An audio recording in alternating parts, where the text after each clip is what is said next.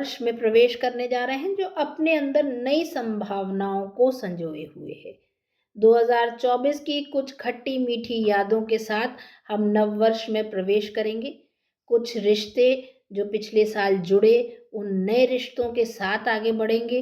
कुछ रिश्ते जो पिछले साल छूटे उनकी यादों को संजोकर हम 2025 की संभावनाओं पर आज बात करेंगे। किसी भी व्यक्ति से जब जुड़ते हैं हम तो उसके स्वभाव को समझना चाहते हैं। ये तो वर्ष है। इस वर्ष में हम प्रवेश करेंगे तो किस तरह की ऊर्जाएं हमारे वातावरण में, हमारी सराउंडिंग्स में रहेंगी जिनसे हम गवर्न होंगे, चाहे वो हमारे शारीरिक स्तर हो, चाहे वो हमारा मानसिक स्तर हो, चाहे वो सामाजिक स्तर हो या प्राकृतिक स्तर हो। इन सब पर ब्रह्मांड की ऊर्जा का प्रभाव पड़ता ही है और ब्रह्मांड में मौजूद ग्रह नक्षत्र राशि परिवर्तित करके ऊर्जा के संतुलन को बनाते हैं। 9 के 9 ग्रहों का राशि परिवर्तन होता है। उनमें से कुछ ग्रह जैसे सूर्य, चंद्रमा, मंगल, शुक्र, बुध, ये 5 ग्रह दिनों में परिवर्तित होते हैं, इसलिए इनका अनुभव हम पूरे साल में हमेशा ही करते रहते हैं।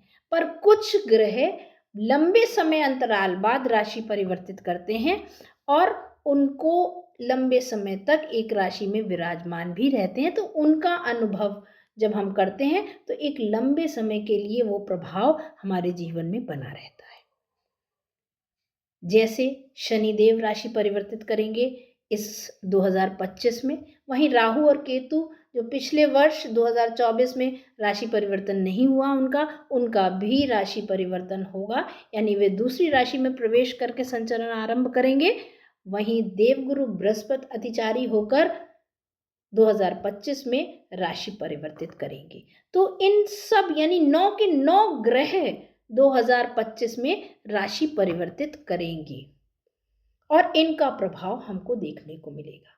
अंक शास्त्र की बात करें, जो बुधवार के दिन, नववर्ष के दिन हमारे जीवन में 2025 अंक जुड़ते ही उसकी ऊर्जा से हम गवर्न होने लगेंगे। तो अंक शास्त्र के आधार पर 2025 मंगल ग्रह की ऊर्जा से गवर्न होने वाला है। वहीं नव संवत्सर जो सिद्धार्थ संवत्सर है वो 30 मार्च 2025 से जो चैत्र प्रतिपदा से आरंभ होगा, उसके आधार पर इस वर्ष के राजा सूर्यदेव हैं और वहीं इस संवत्सर को गवर्न करने वाली मुख्य ऊर्जा सूर्य ऊर्जा रहेगी।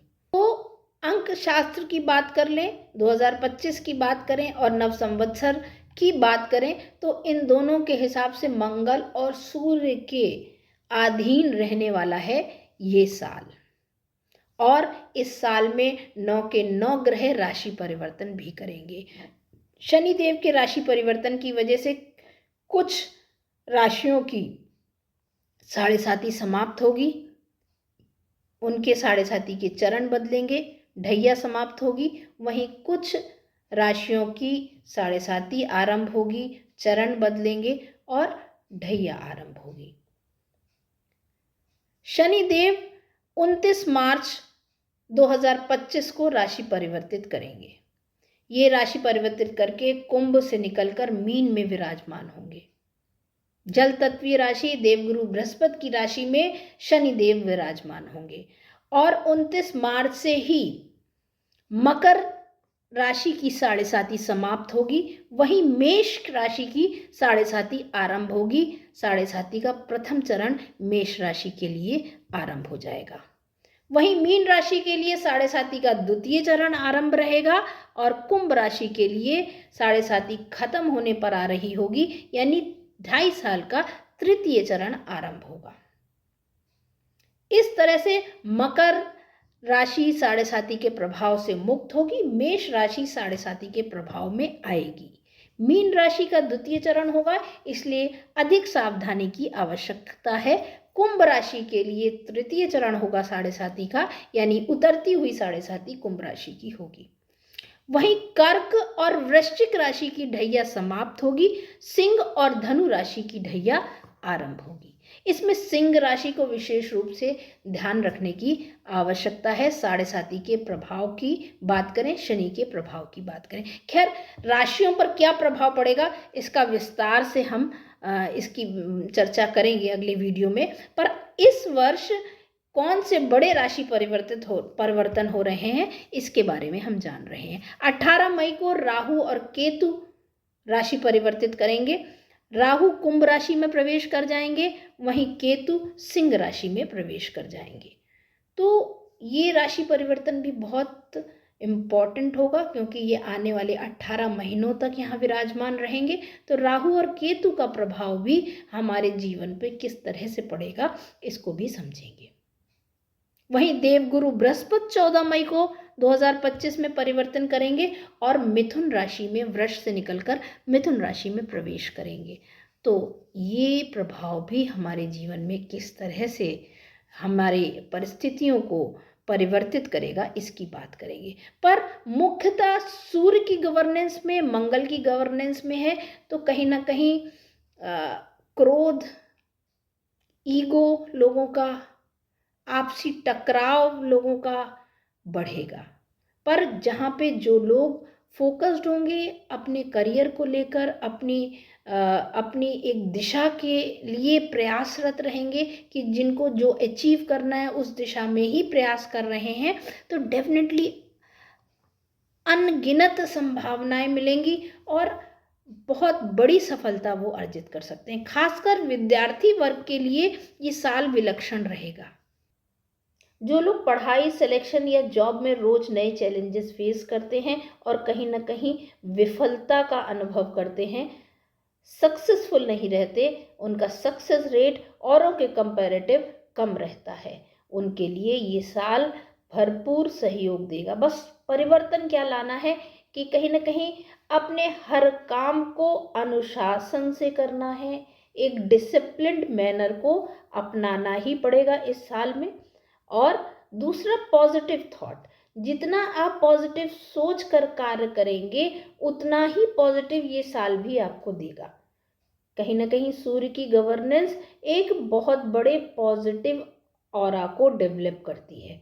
तो जब पॉजिटिवली आप सोचेंगे और डिसिप्लिन और अपने लिए भी कुछ सख्त नियम बनाएंगे तो एक तरह से हम प्लैनेट की जो ऊर्जा है, या एक तरह से समझ लें प्लैनेट का जो स्वभाव है उसके अनुकूल अपने को ढालेंगे। और जब स्वभाव के अनुकूलता मिलती है तो उस चीज़ की विशेष स्पेशल ब्लेसिंग्स हमको मिलने लगती है। तो सूर्यदेव का स्वभाव है डिसिप्लिन, सूर्यदेव का स्वभाव है कहीं ना कहीं निस्वार्थ भाव से अपनी चीज़ों को पूरी दुनिया, पूरे समाज, पूरे ब्रह्मांड में प्रेषित करना।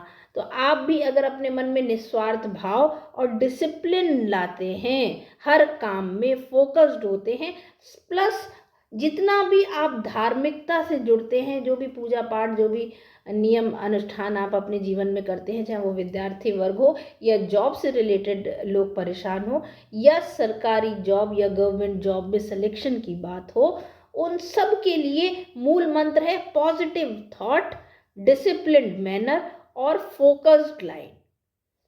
अगर ये 3 कड़े नियम आप अपने जीवन में अपना ले तो कहीं ना कहीं आप वो सफलता अर्जित करेंगे जो शायद कभी नहीं कर पाएगी।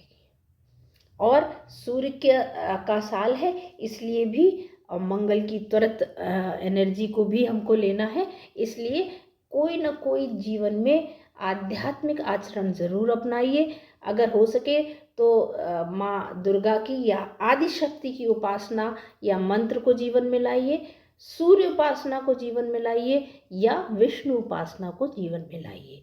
इन तीनों भी ऊर्जा के स्रोतों में कोई भी, चाहे मंत्र के माध्यम से, चाहे जलाभिषेक के माध्यम से, चाहे दर्शन के माध्यम से, इन तीनों में से किसी भी माध्यम से अगर शक्ति की उपासना आप अपने जीवन में लाते हैं और थोड़े कड़े नियम अपने लिए भी आप बनाते हैं तो विद्यार्थी वर्ग को तो विशेष सफलता प्राप्त होगी, साथ में और जो भी संघर्ष है जीवन का उसमें भी आप सफल होंगे। ये अगर प्राकृतिक रूप में देखा जाए तो जलवायु को जलवायु का असंतुलन हमें देखने को मिलेगा, जिसके परिवर्तन से कहीं न कहीं कुछ आपदाओं का सामना हमें करना पड़ सकता है।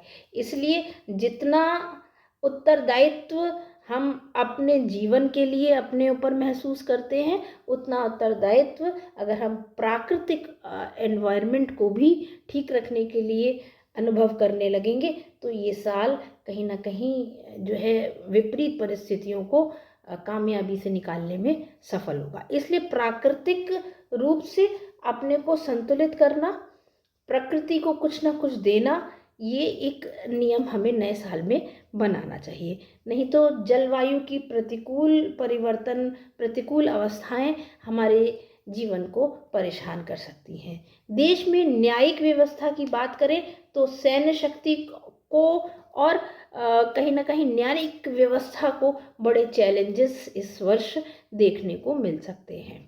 सत्ता पक्ष की बात करें तो जनता का चाहे छोटे से छोटे मुद्दे हों या बड़े से बड़े मुद्दे हों, उनमें बहुत साफ और स्पष्ट प्रतिक्रिया जनता की मिलेगी, तो उसके अनुकूल भी कुछ संघर्ष हमें देखने को मिल सकते हैं सत्ता के गलियारों में।